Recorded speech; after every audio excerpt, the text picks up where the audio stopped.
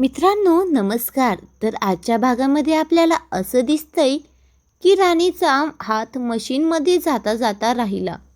तेवढ्यातच आता राणीला ढकलून एक माणूस देतो व त्या माणसाच्याच हाताला इजा होते.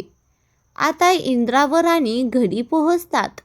घरी आल्यावरती इंद्रा राणीला विचारू लागतो, काय मी माझ्या मैत्रिणीला शब्द दिलाय.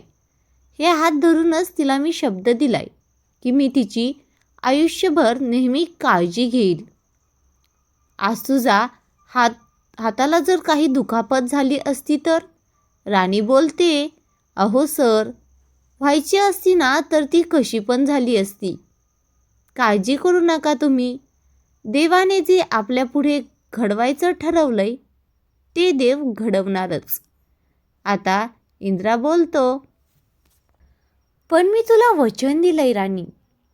हातात हात घेत तिला खेचत म्हणतो, व या मैत्रिणीची काळजी मला आयुष्यभर घ्यायची आहे.